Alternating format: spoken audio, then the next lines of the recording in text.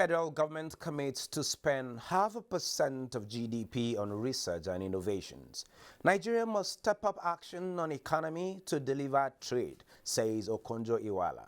CBN targets startup growth as Nigeria Interbank Settlement System launches new quick response solution.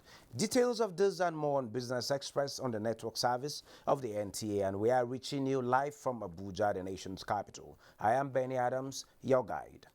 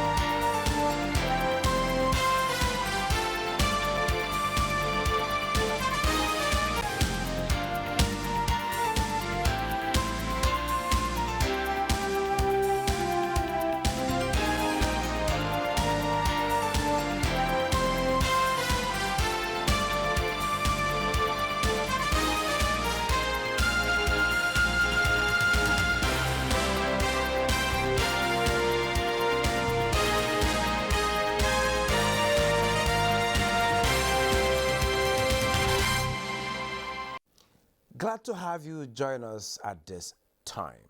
We start with a commitment. Henceforth, the federal government will allocate 0.5% of Nigeria's gross domestic product (GDP) to research and innovation in a determined effort to enhance the country's economic growth and development. President Muhammadu Buhari stated this in a message delivered by Vice President Yemi Osinbajo at the opening of the 2021 Technology and Innovation Expo, themed Science, Technology and Innovation for Economic Recovery and Sustainability amid COVID-19 challenges. He said the measures adopted over the years have helped to increase research and innovation with the aim of achieving sustainable development.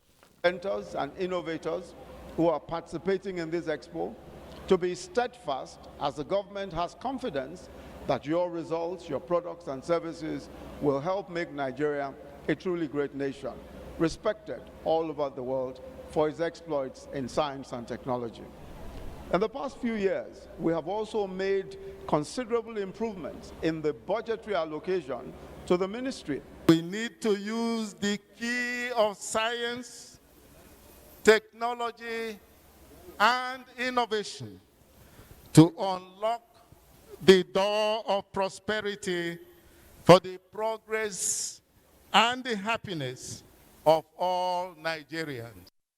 Ways and means Nigeria can improve her standing in global trade for enhanced economic fortunes dominated discussions as President Muhammadu Buhari granted audience to the new Director General of the World Trade Organization, Dr. Ngozi Okonjo-Iweala. State House correspondent Adam Sambo reports that the abundant opportunities Nigeria can derive from the global organization towards achieving the objectives were brought to the fore at the interactive engagement. Visiting Nigeria for the first time since her election as the first female and first African Director General of the World Trade Organization, Dr. Ngozi Okonjo-Iweala was in the State House to formally appreciate President Muhammadu Buhari for what she called the pulsating support she received in the race for the position. President Buhari, however, maintained that with her record of performance both at home and abroad, the Director General earned Nigeria's robust support, and Nigerians are indeed happy she made it. The President is optimistic that Dr. Ngozi Okonjo-Iweala, who is already putting Nigeria more on the world map, will also represent the country so well. The new WTO Director General stated that the support and leadership of President Muhammadu Buhari is still critical to her position. Addressing newsmen shortly after, Dr. Ngozi Okonjo-Iweala enumerated the opportunities for Nigeria in the global organization. So many areas in which WTO is working and can support Nigeria with bringing in investment, improving logistics, training our young people, giving access to capacity building for them. Our young people are doing so many things in services that can also be exported, and that is one area we need to look at. I was very heartened when the president spoke of investing in young people. While using the opportunity to allay fears that the free trade policy of the world body would harm Nigeria's economic diversification drive, Dr. Ngozi Okonjo-Iweala affirmed that special and differential treatment could be applied to prevent vulnerable countries from collapsing under competition. She said the African Continental Free Trade Area Agreement in particular is a unique opportunity for Nigeria to improve her standing in global trade. Currently, we're 0.3% of world trade, 19% of Africa's trade. And in logistics, we rank 103 out of 167. But what does this say to us? It says that we have a great opportunity to improve our situation and to improve our economy through trade. Director General of the World Trade Organization, Dr. Ngozi Okonjo-Iweala, say Nigeria and Africa must focus on value addition to attain relevance in the global trade scheme. On her first official visit to Nigeria, Dr. Ngozi Okonjo-Iweala expressed optimism that Nigeria and Africa can leverage on the African Continental Free Trade Area to lean forward and make economic gains. Lea Katun Babatunde completes the story. Total volume of trade transactions around the world, Nigeria accounts for only 0.33%. While major players continue to advance, Africa is being confronted by the challenge of raw materials exports with little or no value added. The Minister of Industry, Trade and Investment, Adeni Adebayo, the first to receive the visitor, came armed with a wish list targeted at making trade more instrumental to the Nigerian economy. We look forward to outcomes that take into account our development priorities and support Nigeria's efforts for diversification and modernization of the economy, as well as sustained growth. Your Excellency, I also wish to draw your attention to our capacity difficulties, which continue to undermine our effective participation in the multilateral trading system. We must not forget our commitment to sustain and enhance the ongoing dialogue and action on women in trade. As a firm believer in the power of trade to lift developing countries, including Nigeria, out of poverty. I want to encourage all the youth. We'll be trying to see how we can support you through various platforms we have and various capacity building. And also with the finance. Trade finance is another thing. Many of these youth will need access to finance to be able to trade. At the Ministry of Finance, Budget and National Planning, discussions were centered on trade facilitation, blue and green economies, as well as the transition plans targeted at diversifying the nation's revenue streams. We're just set now to be able to start utilizing gas to drive economic growth and development. So we want to support us, and we have this on the agenda for COP26. To campaign for gas to be classified as a transition energy. Even if it is for the limited period up to the next 20 years, it will be useful for us. Okonjo-Iweala, visibly elated, thanked Nigeria for paying off financial obligations to the WTO. I want to thank Mr. President, the Chief of Staff, for focusing on this. This really made us proud because, to field a candidate when you have arrears, it's not, but the Honorable Minister and the team worked so hard.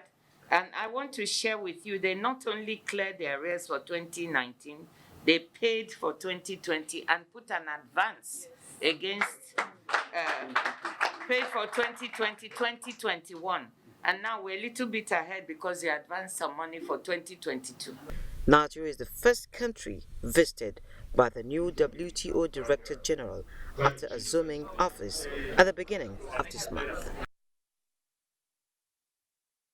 The African Development Bank AFDB is concerned that COVID-19 pandemic could push an estimated 39 million Africans into extreme poverty this year. This is following about 30 million who were pushed into extreme poverty in 2020, as contained in the AFDB's economic outlook for 2021, titled Africa's Growth Prospects Bullish Despite COVID-19 Constraints and Debt Burden. You know, every time Africa has a challenge, it's almost like we go from pillar to post, right? I don't think you can run an economy of 1.4 billion people like that. And so the issue is, I think it's time, Joe, to have an Africa financial stabilization mechanism, that allows African countries to mutualize their funds, to avoid all these spillover effects, and especially that's going to become more crucial with the Africa Continental Free Trade Area. Now you have an economy of a zone of $3.3 trillion, that you're talking about. So any exogenous shock, we just go right through it, is going to bring the whole pile of cards coming down. So I think it's time to really have this Africa financial stabilization mechanism, and therefore that can complement the effort on the SDR. And the good part of it, Joe, is that it allows you to have endogenous policies, corrective policies, macro policies, fiscal policies, to be able to make sure that the cause of the illness, you deal with it, not always dealing with the symptoms of it.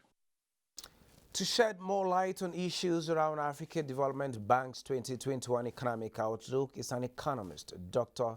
Tefa Abraham. Doctor, you are welcome to Business Express. Thank you for having me, Benny. Good to have you at this time. Thank you. Well, rising poverty, how exposed is Africa, and what is the Nigerian component in all of this? If you situate that question within the report that the African Development Bank has released for 2021, exactly, which is looking at debt resolution and looking forward to growth for 2021, you see that everything that happened in Africa for 2020 was mostly caused by the COVID-19 pandemic. And according to the AFDB Economic Outlook for 2021, the impact of COVID-19 for 2020 rolled back every effort that has been put together by the government, by development partners, by CSO, everybody, states, local government, the whole of the continent, rolled back efforts to reduce or eradicate poverty by more than 20 years backward. That's a lot of impact. So in terms of how the effect of poverty on the Nigerian economy and Africa in general, you see that there will be need for more effort to ensure that government takes advantage of its size through expenditure, through programs and activities to support growth. Otherwise, the fundamentals of our African economy has been grossly shaken by the COVID-19 pandemic. Yes, the outlook is African. Going down Nigeria or coming down home in Nigeria, we have rising unemployment. We just received a report this morning that Nigeria is ranked third in global unemployment. We have inflation figures on the rise, and there have been measures put in place to mitigate the effect of the pandemic on the Nigerian economy. Are these efforts not adding up, or we need to do more? What are those things that are left out? The efforts are adding up, but there's a difference between growth variables and outcome variables. Growth variables are monetary policy, rates, GDP rates, those things that are short-term, 3 months, 1 month, 6 months, 1 year. Plus the moratorium. Exactly. But it takes time for those growth variables or interventions to begin to impact on the economy, which will require like 1 year, 2 years, 3 years. So all those impacts we see is just to ensure that in the immediate to short term, that the economy does not panic to scale up bigger rates of unemployment in the long term. So the rates we are seeing now, because if you look at the report, unemployment has gone up to like 33%, while underemployment reduced. So people who were thinking they were not employed before, or who were managing a little employment, hoping to get bigger one, are beginning to accept what they have as the reality. So that's why you see underemployment reducing, but unemployment increasing. So when people underemployment reducing means people are settling for less, in quotes. So the government will need to extend once again, its social safety net programs to people who are into small-scale businesses, people who are into any form of small-scale business to ensure that they too become pensionable, they have access to bank loans, have access to all those programs that their counterpart in government offices get when they approach banks or real estate for deals. So government was beginning to turn the focus of its social intervention and social safety net programs now to ensure that small-scale business owners, also tailors, fashion designers, have access to those things that people who work in government also have when they present their employment letters to bank as a collateral for loan or anything like that. So in summary, the effort by the government is adding up, but it will take time to manifest. But the impact of government intervention you see now is that if not for government intervention, that unemployment I said 3% would have been maybe 50%. Wow. Exactly, and unemployment would have just been increasing. So government effort is adding up, but it will take some time for these indices to reveal itself before the MBS can capture it in its real-time data. Okay, talking about this time that is needed for us to begin to see the impact of these interventions, the EFDB projects a 3.4 growth projection for Africa in this year. That aside, this growth projection we are seeing today, or the growth we're experiencing as of today, Nigeria just came out of recession. If we put all of that together, you discover that the vaccine rollout has actually helped faster recovery than anticipated. But there are also concerns. There are also concerns that, well, I'm told that Ngozi Okonjo-Iweala, she has been visiting. She has been visiting Nigeria from industry to Ministry of Finance yesterday. Right about now, she's at the Central Bank of Nigeria. And, monetary policies you talked about and all of that, they are very important things. Let's join Leah at the CBN, where Ngozi Okonjo-Iweala, the Director General of WTO, is addressing the Central Bank and by extension addressing Nigerians. And Dr. Abdul Hamid Adamu, directors of the Ministry of Industry, Trade and Investment, gentlemen and ladies, I did say lady of the press. Thank you for being with us. I just want to start by thanking the governor for what you've just said, the frank discussion and the points you've raised. And I'm happy to be here to talk to you because there are several things with the central bank that I think it's important to discuss with you and your senior management team. But I want to take some of the points one by one. I want to begin with the COVID and the vaccine. After this, we're going to see the Presidential Task Force. And I'm particularly happy and proud that we were able to get the first set of doses of vaccines to the country with another 12 million doses to follow. And I remember you're calling me very concerned about and asking how the private sector could help. And this is my role with the COVAX and as envoy of the WHO working on trying to get these vaccines here. You called, you were concerned, you said what could the private sector do, and we talked about their help in logistics. Because once the vaccines arrive, distributing them properly is also a very difficult thing. And I really want to congratulate you on having assisted to make that happen. This is a very good thing. I'm working with the private sector to raise the substantial amount you did to make sure that our people have access. So thank you for doing that and congratulations on that. Let me push further on the issue of the pandemic and the impact it has had on our economy and our health system. It has now opened our eyes, as you said, to see that we need to start doing something about the pharmaceutical industry in Nigeria. Africa itself imports over 90% of the pharmaceuticals it uses. This is according to the Economic Commission on Africa. And with the population, with the African Continental Free Trade Agreement, a market of 1.3 billion people, of which Nigeria is the largest, over 200 million. I think there is room. We should ask ourselves the questions you raised, Governor. Why is it that the pharmaceutical companies that opened here struggled and closed? What are we doing to make sure, as you said, this doesn't happen? What are we doing to see that our own domestic manufacturers of pharmaceuticals have the appropriate environment they need We've now seen what happens. If you have this pandemic and you don't have some ability to provide, you have to wait. Sometimes in a queue where there's supply scarcity. And we've been pushing and pushing through COVAX, but you see everybody is demanding these vaccines. So I think, and medicines, I think we must learn the lessons now, because there'll be another pandemic in the future. What are we going to do now to establish the capacity, reinvite investment into that sector? And yesterday with Mr. President, I mentioned that we should start thinking of establishing capacity to manufacture vaccines now. It takes time. It takes time. It takes years. This is a business I know something about, to be able to have a certified manufacturing plant. So we should start now to see how, with a public-private partnership, we could begin to attract investment. And perhaps later we'll talk a little bit more about it, because at least one vaccine manufacturer approached me and said he had tried to set up something here, but the atmosphere was not very welcoming. So, Governor, I just want to raise that we need to ask ourselves about our environment for investment, both for our domestic private sector as well as the foreign private sector, so we can support our own pharmaceuticals.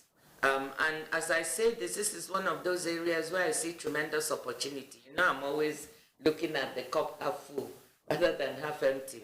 Yeah, I see an opportunity for us to do much better, create more jobs. We have the talent in terms of people we need in this country.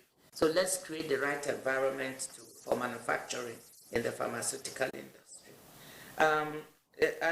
So that's one set of areas where I think we can really do something. I want to push a bit further on trade logistics. You spoke about the fact that I mentioned yesterday that Nigeria ranks 103 out of 167 in the trade logistics index. So it isn't very good. But again, this is an opportunity for us to improve. If our logistics are not sound, we don't have the kind of transport system, the kind of energy system we need, we're not going to be able to move. So that's an area in which we can try to improve. And the private... Well, that is the WTO Director General there at the Central Bank addressing some of the fiscal and monetary policies, as well as the interventions made by Nigerian government in terms of curbing the effects of COVID-19. Dr. Abraham, back to our discussion. You heard the WTO DG talk about the interventions. We're talking about the rollout of the vaccines and how it is aiding this recovery faster. Exactly. We've had earlier projections. Nobody knew that, though some, you were part of it, that said we're going to recover from recession in second or third quarter of this year. Then it came earlier. And now with the vaccines rollout, we're experiencing faster recovery. From what she said, she's talking about logistics, increasing logistics, then the recovery. What's your take on it? Yeah, basically, as we've always drummed, the 2020 recession we saw was COVID-19 driven. So the news, the announcement effect of vaccine rollout alone is a positive shock to investor sentiment, consumers' decision, and job reopening and things like that. So vaccine simply means businesses can suddenly reopen with a sense of safety or a cure or treatment, at least for the COVID-19 virus. So basically, once that rollout started, what you had was economies reopening, but at the same time adhering strictly to all those guidelines. So if the 2020 recession was driven by the COVID-19 pandemic, the vaccine rollout simply means we're exiting the recession. But if you look at the African Development Bank report, it also says that it measured performance of African economies based on number of days businesses were locked down, number of days schools were closed, the extent to which access to healthcare was affected. All these things are issues that the COVID-19 has revealed how vulnerable our social infrastructure is in terms of having access to education and healthcare. So beyond the announcement effect and the positive vibe that the COVID-19 rollout and vaccine rollout brings, we need to do more to strengthen our infrastructure. And if you listen to the earlier speech by the World Trade Organization Director General, Dr. Mrs. Ngozi Okonjo-Iweala, she made it clear that Africa, Nigeria in particular, will be looking forward to supporting to get some support that are linked to infrastructure. So we need to address our infrastructural system that affects healthcare, access to education, and other issues like agriculture. And yes, talking about the infrastructure, she Yes. also mentioned that for Nigeria to be a key player, for us to get our market size to be prominent in the African continental free trade area, we need to work on value addition while building infrastructure. What do you have to say on that? Yeah, basically, the traditional production system of many African economies just goes from farm directly to market. Yeah. And between this farm to market, there are a lot of activities in between that are lost to illegal economic activities. So strengthening the value chain from farm to market, strengthening the value chain from agriculture to manufacturing, strengthening the value chain for education, for health, for every system simply means from farm, for instance, from the output you get from the farmer's harvest, how do we move it to industries to convert maybe a particular cocoa, for instance, to chocolate, to other things, to make them serve as input to other things, so that at every stage of production exchange, you have people who are creating jobs, earning income, and transforming that good or service to something else that another sector of the economy can benefit from, and like that. If you look at the education and work value chain, it has been very weak in Nigeria. So that's why here industries complain that the education system is not producing people that will be relevant to the industry system. That doesn't mean that our education system is not good, not at all. But the point they're trying to bring out from there is the need to strengthen the value chain. How we move from